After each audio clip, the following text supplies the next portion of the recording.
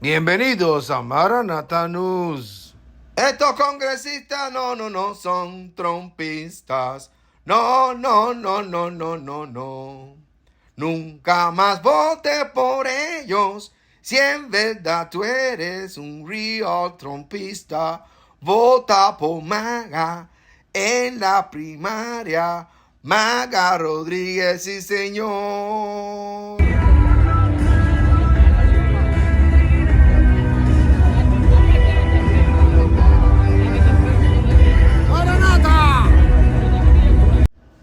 Ven pronto, En los Estados Unidos. En los Estados Unidos, esta porfiadita perdió 100 millones. Nice to see you, Dean. Oh, I love that. We don't get out and vote on Tuesday. It's important. Yeah, Good so stuff. can I ask you just like a tiny question? Yeah. Do you think it's responsible for politicians to spend like $100 million in Iowa on TV ads, which go to mainly news stations that have lied to us for years, when there's homeless veterans out there that could use that money? When you didn't even come close to beating Trump, and you spent like $100 million in TV ad money? Do you know my husband's a veteran? That's fine, but I'm He's just a combat saying. veteran. I'm And do you asking know that you. when the media doesn't tell the truth, the whole reason you put commercials on is to tell the truth because Yeah, the but media doesn't? My point is, you're not going to be Trump, and You know all what? of the money you're wasting could go to better causes. I appreciate that would make that. the Republican Party actually look better. You know what? See what I'm Last I saying? saw, it was a democracy. So we're going to keep working for a good democracy. We're going to work for freedom. But thank you for your service. DeSantis se retira y apoya a Trump. Greetings from Florida. The warmth of being home is a reminder why I've chosen public service. From joining the United States Navy and serving in Iraq, to representing the people in the U.S. Congress, and now serving as governor of Florida. And it reminds me why I decided to run for president, to fight for those who have been forgotten in this country. This is America's time for choosing. We can choose to allow a border invasion, or we can choose to stop it. We can choose reckless borrowing and spending, or we can choose to limit government and lower inflation. We can choose political indoctrination, or we can choose classical education. These choices are symptoms of the underlying struggle to ensure that constitutional government can endure and that Western civilization can survive. And we launched this campaign to bring accountability to government, regain sovereignty at our border, and restore sanity to our society. We cannot succeed as a country if we allow our nation to be invaded, our currency to be debased, our cities to crumble, and our kids to be indoctrinated. The DC elites who facilitated this mess do not care about you, and they do not work for you. They work for themselves. They seek to accumulate power at your expense to pursue an agenda that is harmful to the American people. Citizens do not serve politicians. It is the duty of politicians to serve you. Talk is cheap. Actions speak louder than words. Reversing the decline of this nation requires leadership that delivers big results for the people we are elected to serve. I have a record of leading with conviction, championing an agenda marked by bold colors, delivering on my promises, and defeating the people who are responsible for our nation's decline. That is the type of leadership we need for all of America. Now, over the past many months, Casey and I have traveled across the country to deliver a message of hope that decline is a choice and that we can, in fact, succeed again as a nation. Nobody worked harder, and we left it all out on the field. Now, following our second place finish in Iowa, we've prayed and deliberated on the way forward. If there was anything I could do to produce a favorable outcome, more campaign stops, more interviews, I would do it. But I can't ask our supporters to volunteer their time and donate their resources if we don't have a clear path to victory. Accordingly, I am today suspending my campaign. I'm proud to have delivered on 100% of my promises, and I will not stop now. It's clear to me that a majority of Republican primary voters want to give Donald Trump another chance. They watch his presidency get stymied by relentless resistance, and they see Democrats using lawfare this day to attack him. Well, I've had disagreements with Donald Trump, such as on the coronavirus pandemic and his elevation of Anthony Fauci. Trump is superior to the current incumbent, Joe Biden. That is clear. I signed a pledge to support the Republican nominee, and I will honor that pledge. He has my endorsement because we can't go back to the old Republican guard of yesteryear.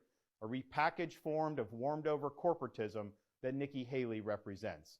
The days of putting Americans last, of kowtowing to large corporations, of caving to woke ideology are over. I thank all of our passionate supporters who have stood by us through it all. That we had people volunteer to come to Iowa in the middle of a blizzard to knock on doors and make phone calls touched us dearly. No candidate had more thrown at him, but no candidate had so many committed volunteers and staff. Finally, I want to thank my wife, Casey, and our kids, Madison, Mason, and Mamie. Casey's gone far above and beyond in her support for our campaign and for our cause. She's not only a great wife and mother, she's a great American who cares deeply about the future of the country that our kids will inherit. Our kids have seen and done a lot on the trail, from playing on the famed Field of Dreams baseball site in Iowa to making their first snowman in New Hampshire. They are one of the reasons we fight so hard for what we believe in. Winston Churchill once remarked that success is not final, failure is not fatal, it is the courage to continue that counts. While this campaign has ended, the mission continues. Down here in Florida, we will continue to show the country how to lead. Thank you, and God bless.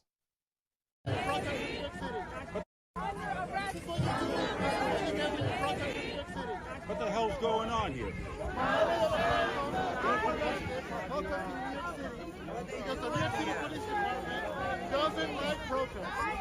On all of those factors. Why are you arresting him? Why are you arresting him? He's on freedom of speech. Why are you arresting him? Why are you arresting him? Why are you arresting him? Freedom of speech! It's freedom of speech! Hey, watch. What is he under arrest for? What the hell was that for?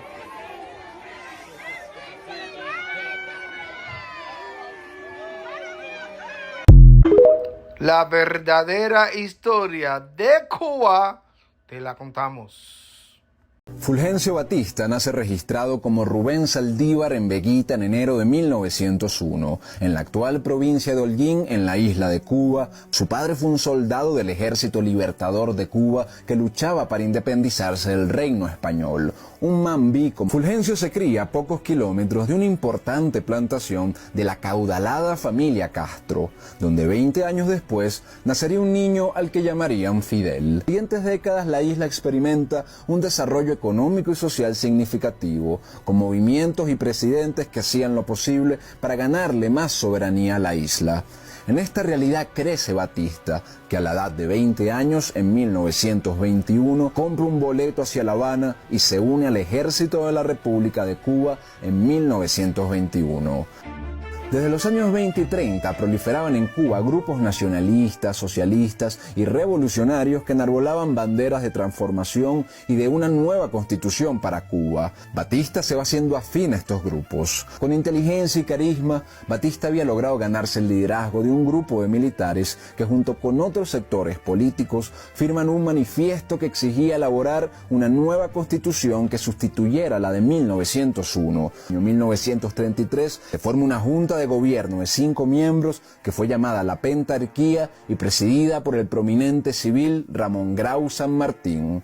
Frente a la necesidad de estabilizar la situación de las Fuerzas Armadas, resuelve ascender de sargento a coronel al hombre al que de facto respondían miles de soldados del ejército, a Fulgencio Batista. Como jefe del ejército, Batista inaugura en cada provincia los llamados Centros Superiores Tecnológicos y los llamados Institutos Cívico-Militar, diseñados especialmente para educar a jóvenes de escasos recursos de la isla. Para 1940, siendo Batista uno de sus principales promotores, se crea una asamblea constituyente, con participación de diversos y respetados sectores de la política cubana, desde republicanos hasta comunistas. En junio se aprueba la nueva constitución, que fue catalogada como la más progresista del continente para la época. Se instalaba así el sufragio universal dentro de un nuevo modelo parlamentario, se creaba una red de seguridad social y de servicios públicos y un Estado benefactor para los más desfavorecidos.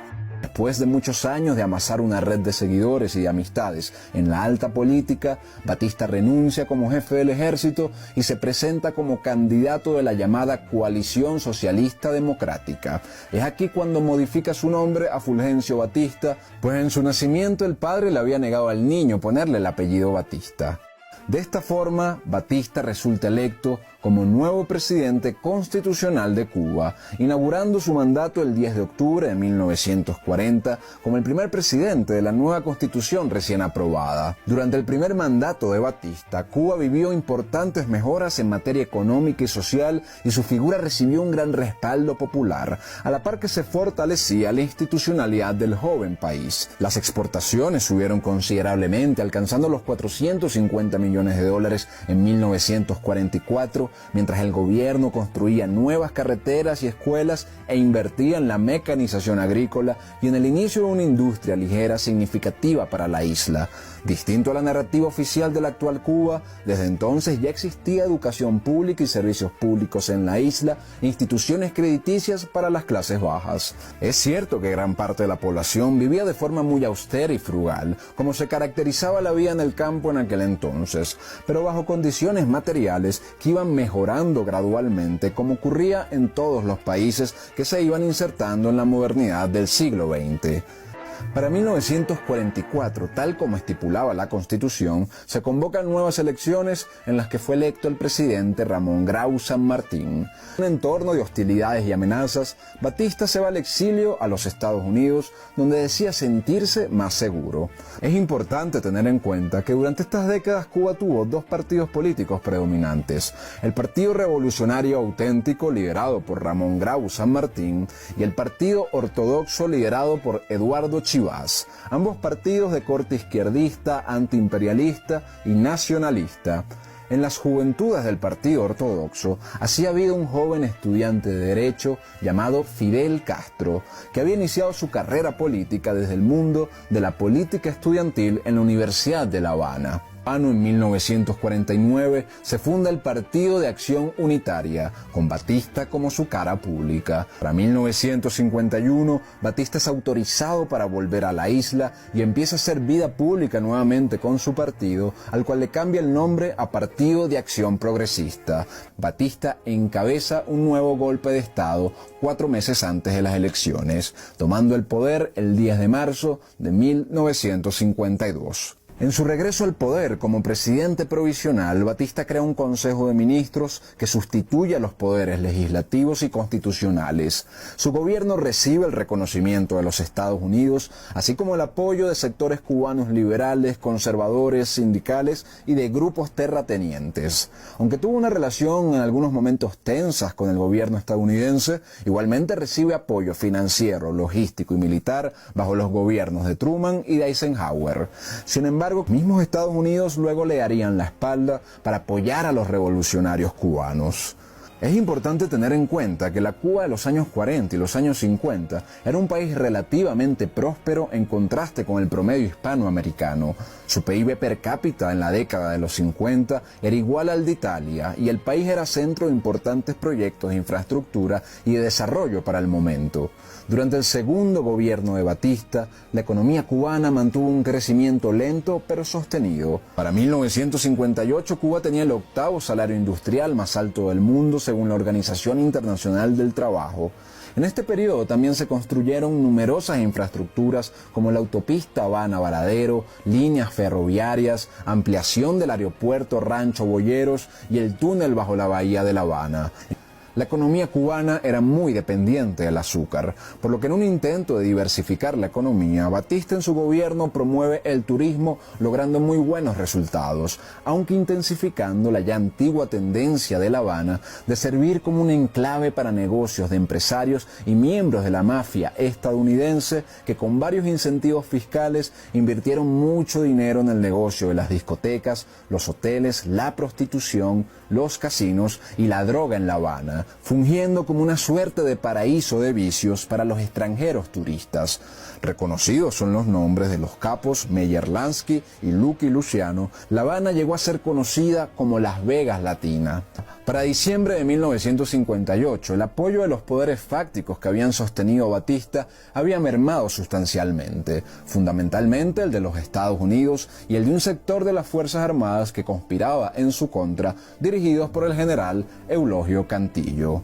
El 28 de diciembre, las milicias comandadas por el Che Guevara realizan un ataque contra la ciudad clave de Santa Clara en el centro de la isla. Frente al creciente aislamiento y por exigencia de algunos generales conjurados, Batista decide renunciar y escapar a Santo Domingo junto con el presidente electo. El país queda a cargo del general Eulogio Cantillo, pero con una situación endeble. No fueron los guerrilleros los principales responsables del derrocamiento de Batista, pero bien sabrían aprovechar la situación posterior. Fidel Castro rechaza este nuevo gobierno de Cantillo con la consigna de revolución sí, golpe de Estado no. Llama una huelga general, ordena a las guerrillas seguir los combates y avanzar hacia La Habana, ahora sin una fuerza armada que le hiciera resistencia. Fulgencio Batista daba un discurso final antes de irse. Teniendo en cuenta las pérdidas de vidas, los daños materiales a la propiedad y el perjuicio evidente que se viene haciendo a la economía de la República, y rogando a Dios que ilumine a los cubanos para poder vivir en paz, resigno mis poderes de presidente de la República, entregándolo a su sustituto constitucional. Ruego al pueblo que se mantenga dentro del orden y evite que lo lancen a ser víctima de pasiones que podrían ser desgraciadas a la familia cubana.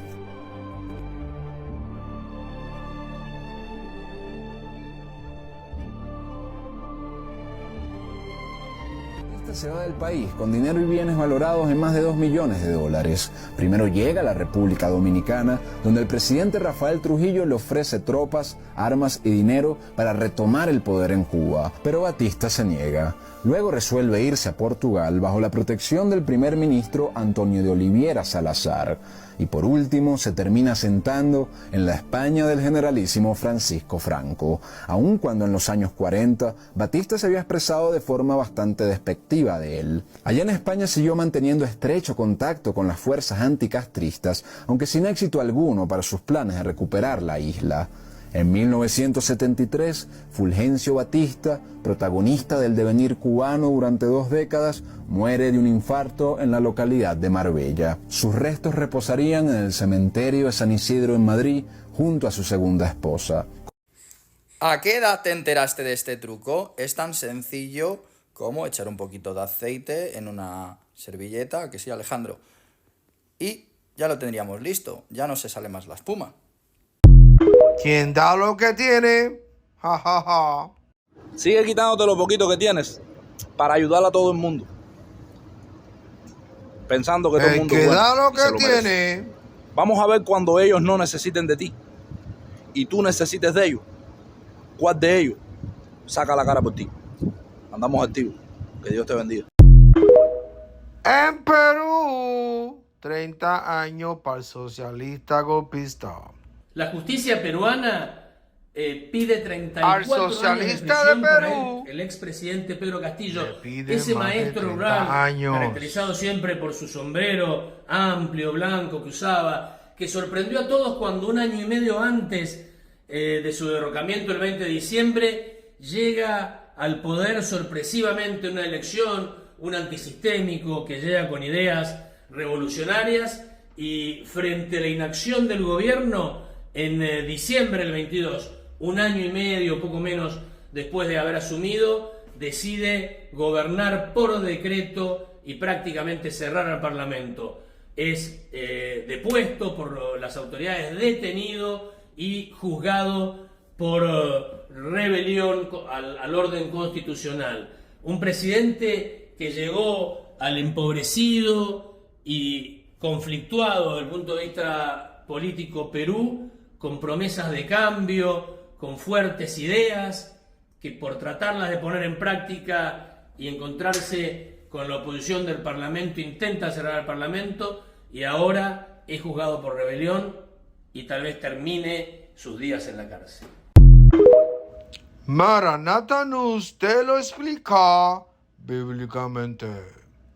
Aquí va otro punto. Las herejías son tres. Hablemos Listen de tres to tipos de me. herejía ¿A rápido. qué edad Existe la te herejía enteraste? bíblica, que es tomar un pasaje de la Biblia, un capítulo, un versículo o parte de la Biblia para hacer toda una doctrina falsa. Un ejemplo, los falsos apóstoles de la teología de la prosperidad en algunas iglesias evangélicas torcidas le dicen a la gente, traiga su dinero y ponga a los pies del apóstol, porque la Biblia dice que traían el precio de lo vendido y lo ponían a los pies de los apóstoles. Hechos 4, Maranata, pero usted no lo leen la explica continuación del mismo versículo, que dice que los bíblicamente. apóstoles repartían a cada uno conforme a su necesidad, de modo que no había necesitado. No dice que les entregaban la plata y ellos se la... provecho. No, no, señor. Ellos repartían a cada uno conforme a su necesidad, no como los apóstoles apóstatas que agarran y le dicen a la gente, agarrando el versículo, y ni siquiera lo leen, solo lo citan, porque donde que lo lean, el que sigue leyendo el versículo descubrió la mentira. Entonces agarran, ponen la plata y el apóstol se la roba. Esa es una herejía bíblica, usar la Biblia contra la misma Biblia.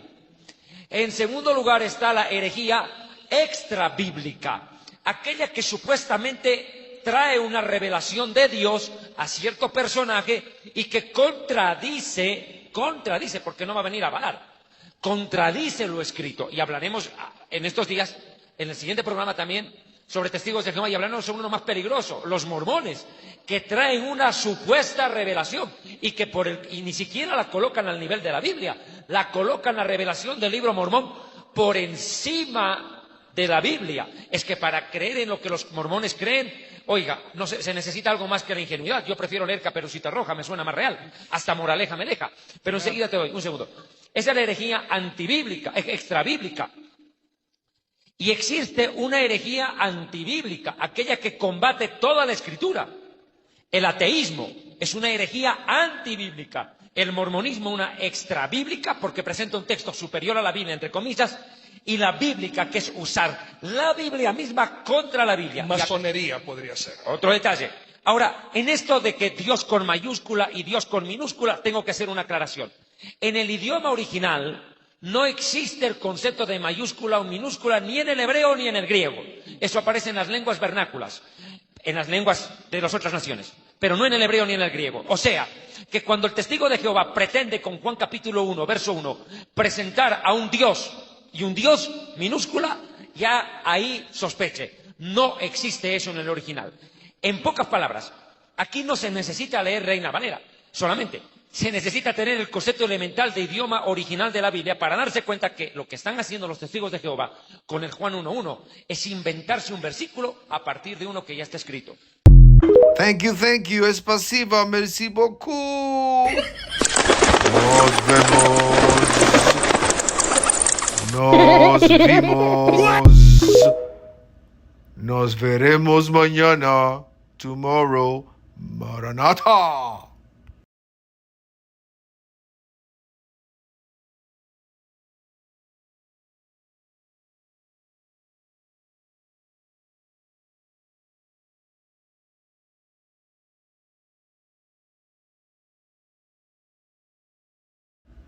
Gracias a todos por la compañía.